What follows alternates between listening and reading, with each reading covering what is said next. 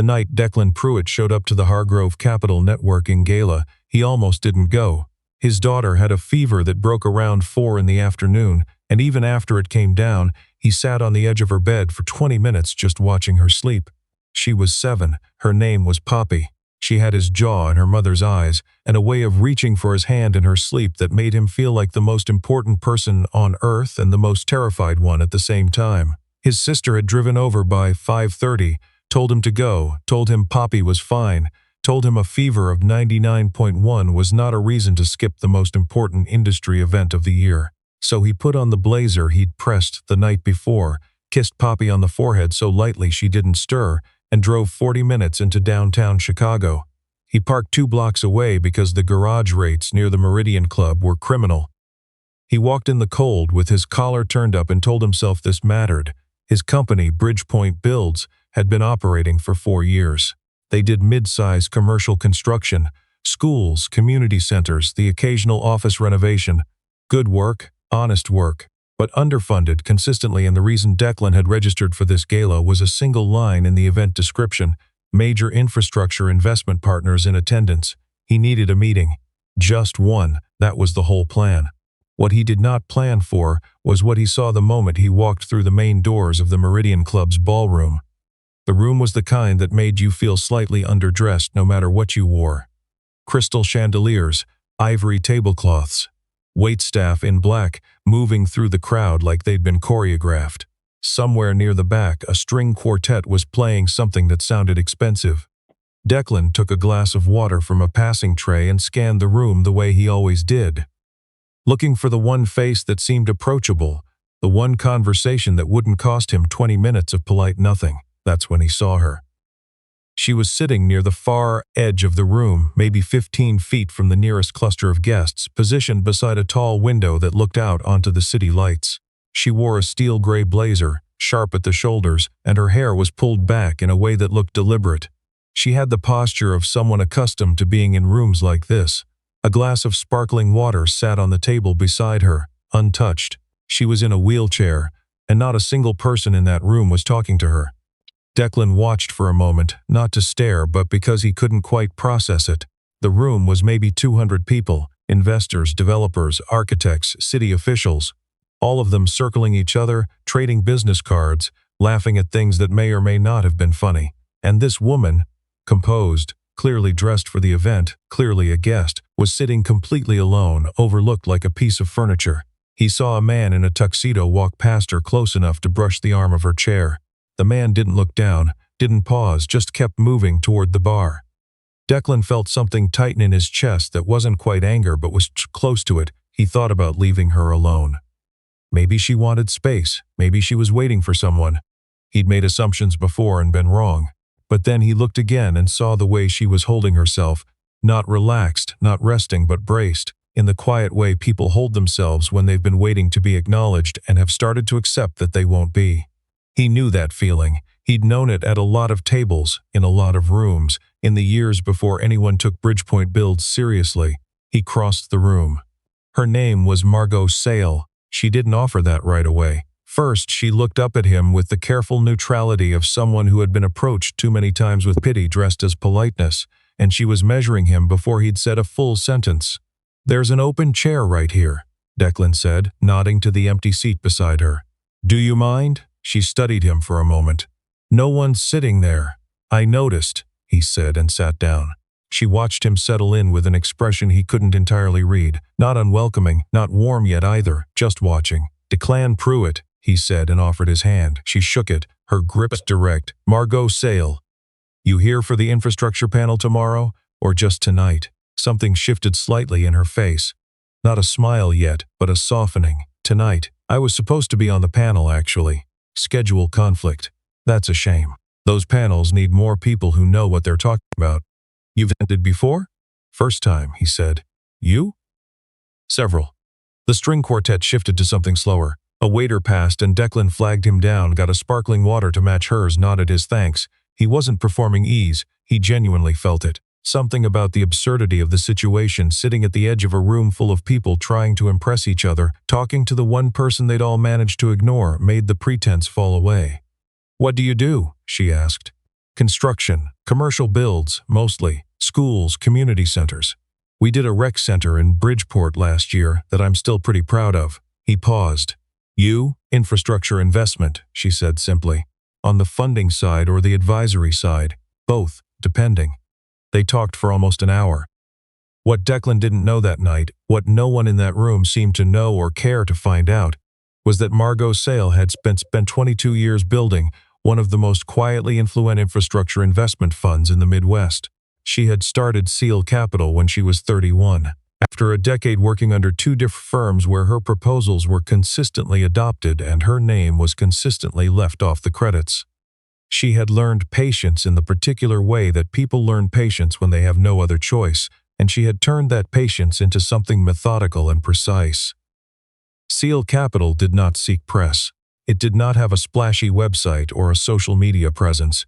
What it had was a portfolio. 14 mid-size infrastructure projects across Illinois, Indiana, and Ohio, most of them in communities that larger funds had looked past. A water treatment facility in a town of 12,000 people, a pedestrian bridge that cut a 40-minute commute to 8 minutes for a neighborhood on the south side of Columbus, a community health clinic with a parking structure attached, functional things that moved people through their lives with less friction. She had been injured in a car accident 9 years ago, and the wheelchair had become part of how she moved through the world, and she had rebuilt her entire professional life with the same methodical precision she'd applied to everything else. Her fund had closed its third round 18 months ago. She had more capital to deploy than she had good projects to deploy it into. That was why she was at the gala. She was looking for someone worth betting on. She didn't tell Declan any of this. Not that night. She listened to him talk about Bridgepoint builds with the particular attention she gave to things she found genuinely interesting, and she asked him questions that he thought were polite but were actually diagnostic. How did he handle subcontractor relationships? What was his process when a project hit budget trouble? Had he ever walked away from a contract, and why? Declan answered honestly, because honesty was the only gear he had. He told her about the school gymnasium in Cicero, where they'd discovered load-bearing issues the original plans hadn't accounted for, and how he'd called the district superintendent himself at 7 in the morning rather than let the project manager handle it, because he believed the person responsible should be the one making the call. Margot filed that away. She also noticed the way he'd sat down, not with the performance of someone networking, not angling toward her for what she might offer, but with the straightforward intention of a person who saw someone sitting alone and thought that was wrong. She had spent years watching people calculate before they acted. She could spot it from across a room. Declan Pruitt had not calculated. Around 9:30, he glanced at his phone and something crossed his face. "Everything okay?" Margot asked. "My daughter had a fever earlier. My sister's with her." He looked up. "She's fine. I always check." "How old?" 7. Margot smiled, and it was the first full smile she'd offered all evening. "Go check on her." "I don't want to, Mr. Pruitt." Her voice was quiet but certain. "Go." He stood and picked up his jacket from the back of the chair. Then he paused and looked at her with an expression that was almost apologetic. "This was genuinely the best conversation I've had at one of these things.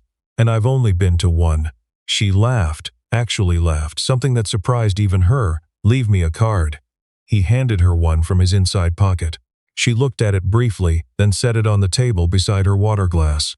"Good luck with Poppy," she said. His face did something complicated. "I didn't tell you her name. You said it under your breath when you checked your phone."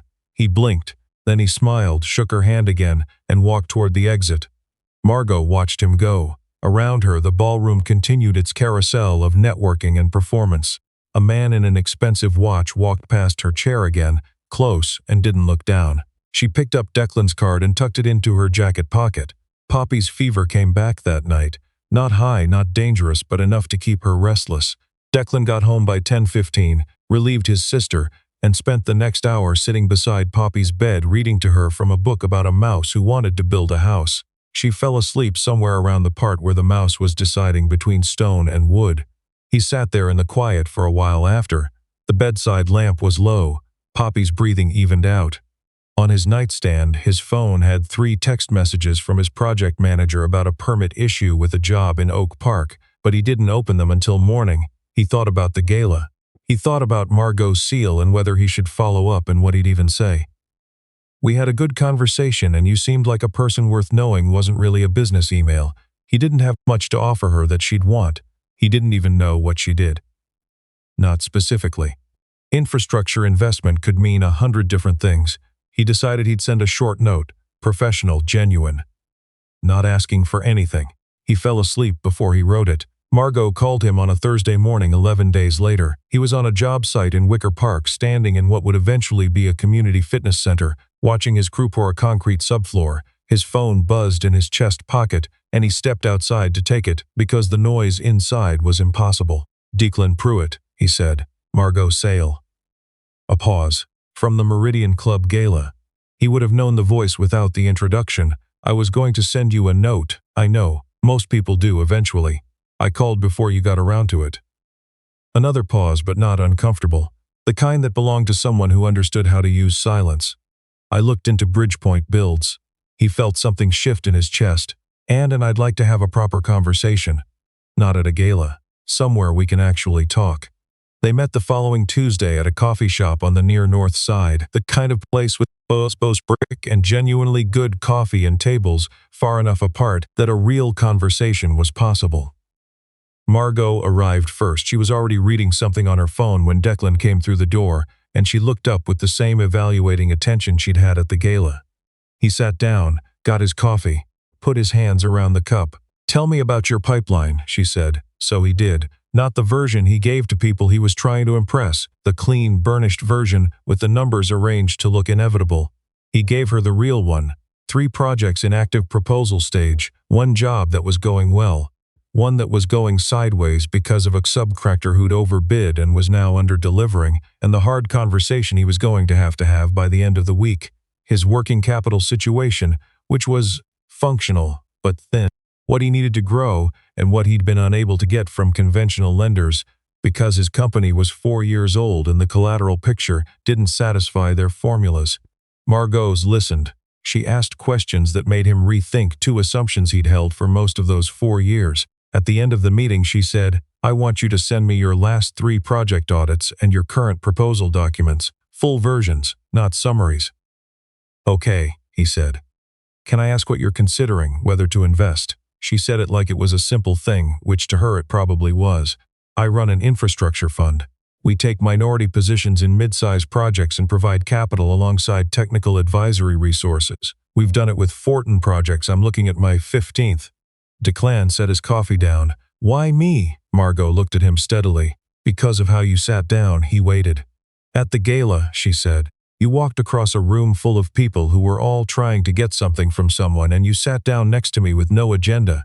That is extraordinarily rare, Mr. Pruitt. I've been attending events like that for 20 years. I can count on 2 hands the number of times someone has done that. I just didn't think you should be sitting alone." "I know," she said. "That's the point." The documents took him a week to compile, not because they were disorganized.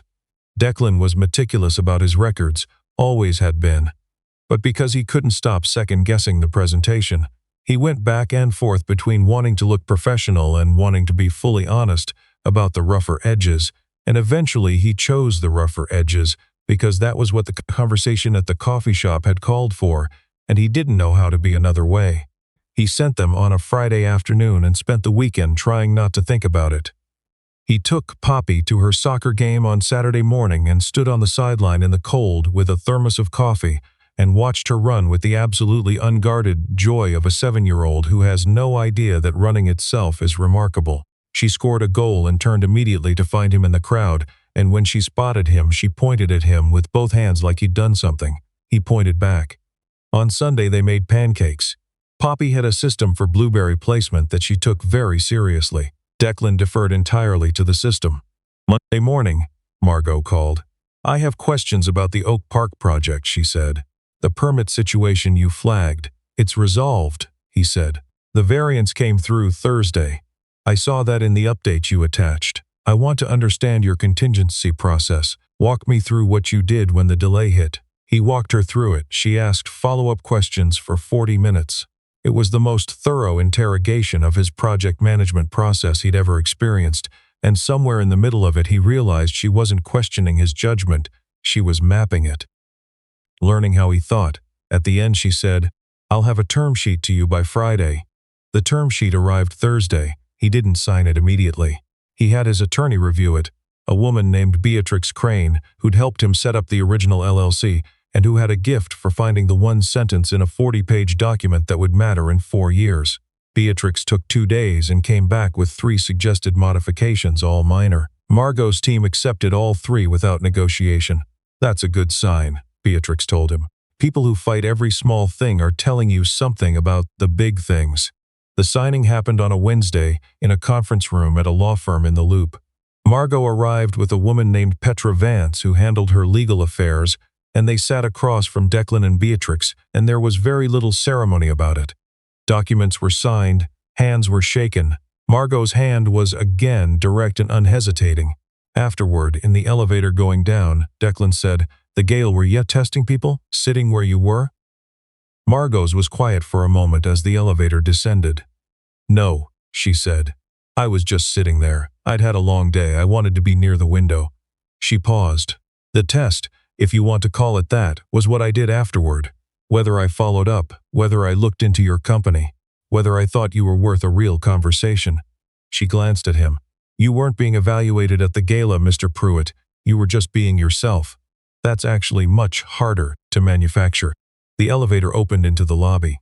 Cold air came in from the revolving doors. "Call me Declan," he said. She considered this for a moment. Then, Margot. The first project they worked on together was a community recreation center on the south side. 4 stories. Full gym, lap pool, multi-purpose rooms for programming, accessible design throughout. Margot's had been specific about that in the advisory documents, and Declan had been specific about it already in his own proposals, so there was no negotiation needed. The groundbreaking happened on a morning in late October. The city council member for the district came. A few local press. Some of the community members who'd been pushing for the project for 6 years.